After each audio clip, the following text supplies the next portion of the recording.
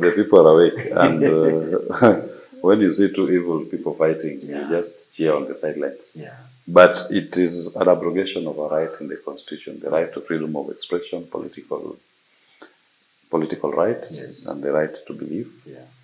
and to consciousness. And the fact that somebody holds a contrary political view from you does not mean that they are an enemy. Yeah. Yeah, that is the beauty of democracy. People must hold contrary views. And one thing also I want us to note is that some people keep asking me that maybe Zakayo is strong, Zakayo may not be defeated. Yes. Zakayo is at his weakest. Are you sure? Because that Let's look at the pillars of Zakayo. Pillar number one of Yes. Zakayo were the people. And right now, the people have left Zakayo, starting with the people from the mountain region. And across the board, not just the mountaineers. Yeah. But when it became to power, it was mountain and Rift Valley. Yes. The mountain has left. In fact, if you were seen there negotiating with Zakayo, Yeah. you are out. Yeah. The Rift Valley, they are not even enthusiastic about Zakayo. Yes. They are very disheartened by Zakayo. Yeah. So which other place does he have? The only place that he may still get some audience is in Luo Nyanza. And I urge the people of the Nyanza region not to give Zakayo audience. Yes. Because when the rest of the country is rejecting this bad governance, it behooves the people from the Lake region not to be left behind and to continue supporting a regime that has failed. Yeah. They must also withdraw their support, and those who are still supporting, because also know majority, many of them are not supporting Zakayo. Yeah. And they should not give him any warmth. See, now he's planning so many meetings in the Lake region. Yes. Because he can't get warmth anywhere else. He can't go to the mountain, he can't go to the valley, he can't go to the coast, but he wants to go to Nyanza region all the time. He's planned now almost 3 meetings in the coming 3 months. And they should not give him that warmth. Yeah. Okay? The people of Nyanza should not be left behind when the rest of the country is agitating for a more progressive society. If anything, the Lakesiders have been known to be a very progressive lot. And they've played a very key role in terms of shaping the democratic developments in this nation. Pillar number 2 of Zakayo was Parliament. Parliament was cancelled by the people. These MPs cannot go to the ground to talk Zakayo language anymore. They've been cancelled. 25th of June was their day with destiny. They are no longer representing the interest of the people, and the people will not listen to them. Pillar number 3 was Meg Whitman, the American ambassador. She's out. The former American ambassador. She's out. She's left the country. He's the one who took Zakayo to sit on Biden's chair. They are both out. The bad omen of Zakayo. So they are both out. So pillar number 4 that he had was money. And they were hoping to make money through the Adani deals. Adani also has collapsed. So which other pillar does he have remaining that somebody tells you that Zakayo is unbeatable? What about the church? The church has also left. That was the other pillar. Let's call it pillar number 5. Pillar number 5, which was the church, has also abandoned it.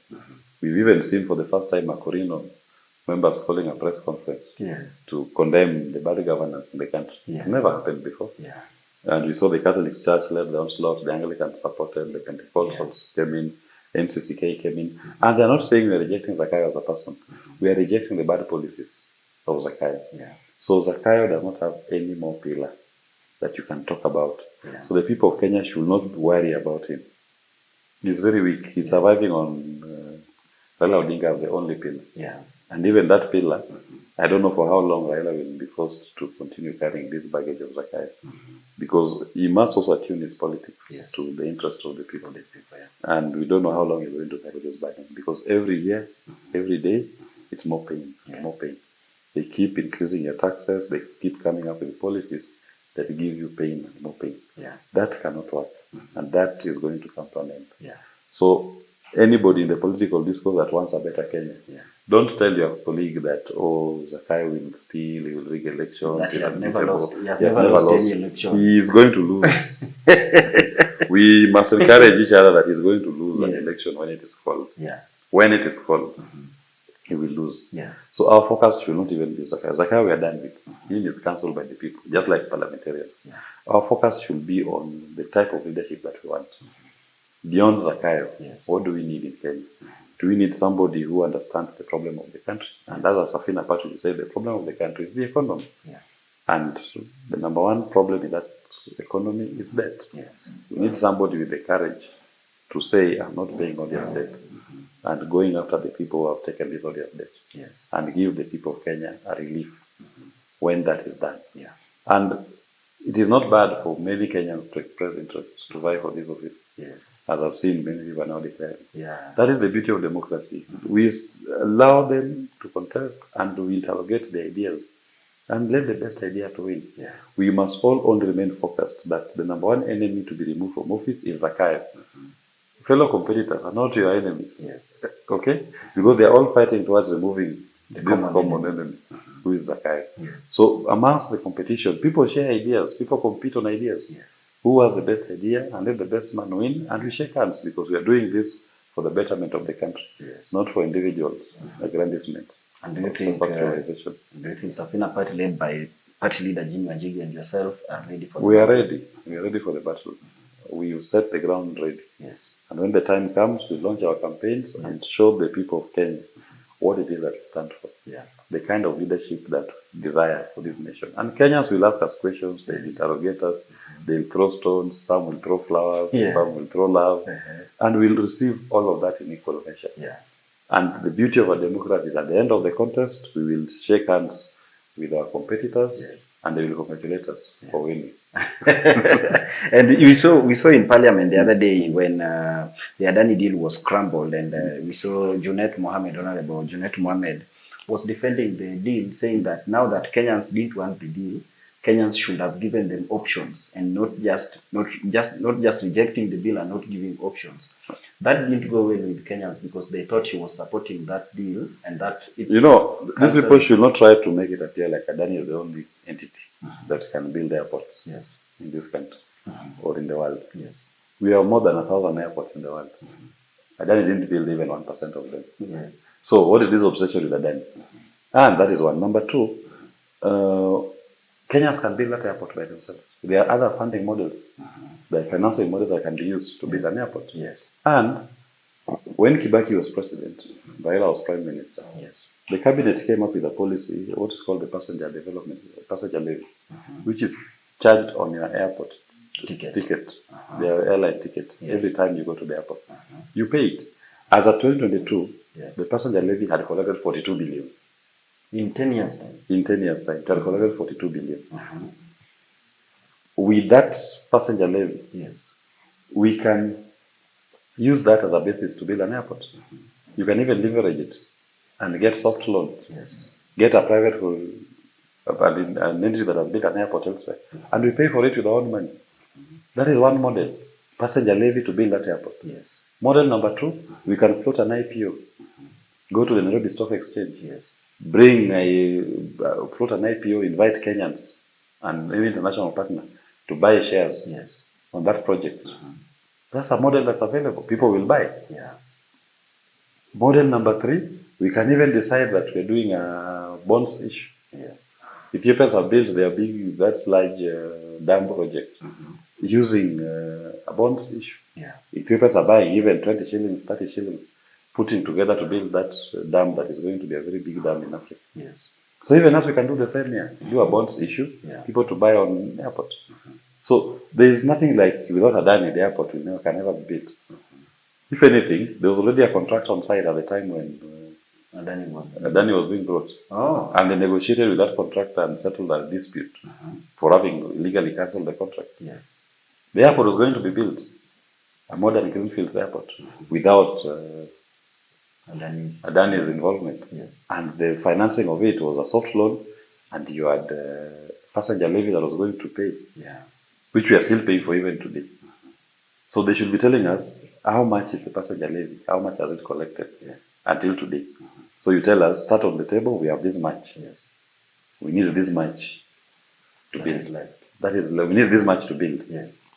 Because the passenger levy is still being collected. So this obsession with Adani just gives a feeling that maybe somebody had a personal interest or a personal gain in it.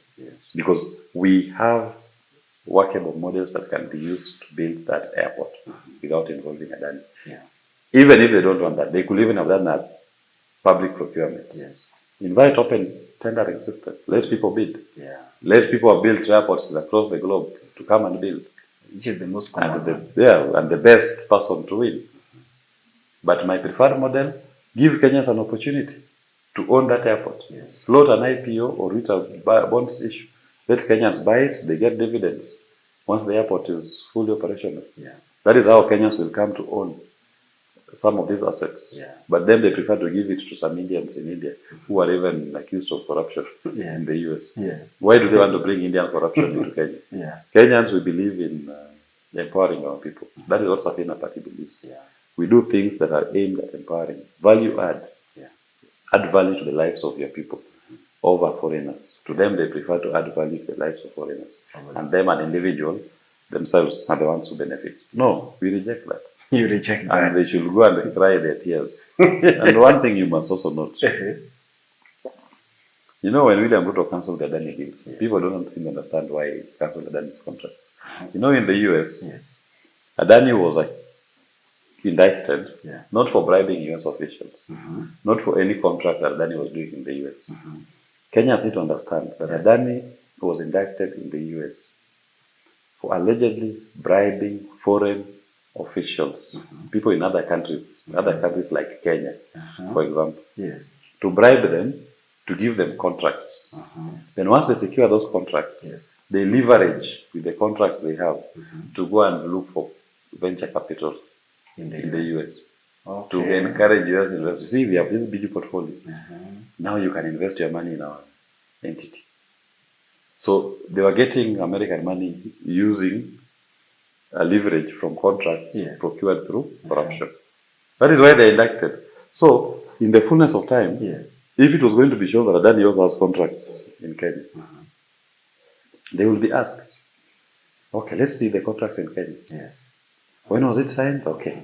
They will follow the paper trail. Was there any bribery of a Kenyan official? For example, did you use this jet that Ruto used to America? Was it a Adani jet? And if it was, that's corruption. That's corruption. That's bribery. That is bribery right there. Yes. Because you are giving the president of a country a private jet. So you signed a contract with that same country. You get? Yes. Those are the kind of things that are going to be looked into. The nature of Adani's engagements with people in Kenya. And William Ruto was running from that scrutiny. And in the fullness of time, we are going to see. Yes. Not that Adani had a project in the US. No. It is contracts like the ones that he was going to get in Kenya. Yes. That was going to be scrutinized by the US to say, okay, this one, you got this contract, but we can see here you are giving money to officials in that country. You are bribing them. Also, you want to get our money as Americans through corruption-induced contracts. That was the main issue. And Kenyans need to understand that. And that is the kind of a guy that the president had told us that was going to handle our contract, our airport for the next 30 years. That's the money was given our airport for the next 30 years. Has been given projects all over here worth almost 100 billion Kenya shillings. He's having his subsidiaries in our healthcare system. You don't know what was going to come next. Maybe Adani was going to sell us our oxygen.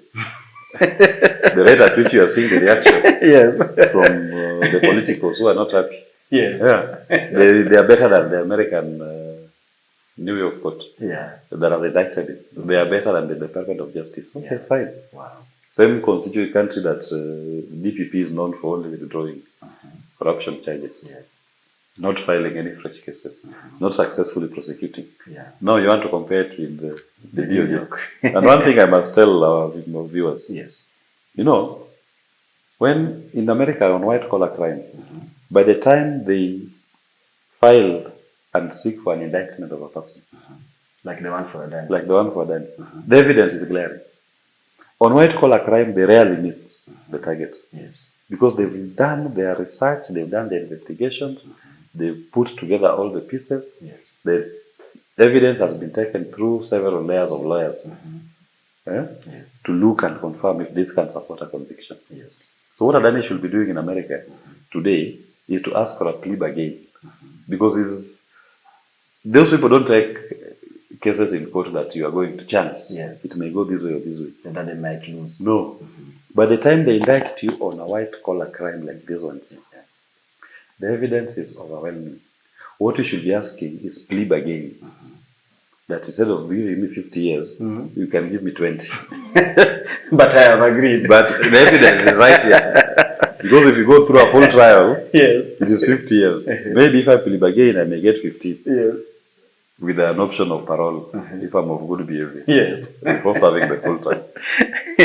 So, Adani and Kenya is done. Majority of Kenyans are also saying that Ruto might again that deal with Adani and come up with another deal. No. You see, once Adani is tied, yes, it will be plus subsidiaries. Adani and Kenya is done. Yeah.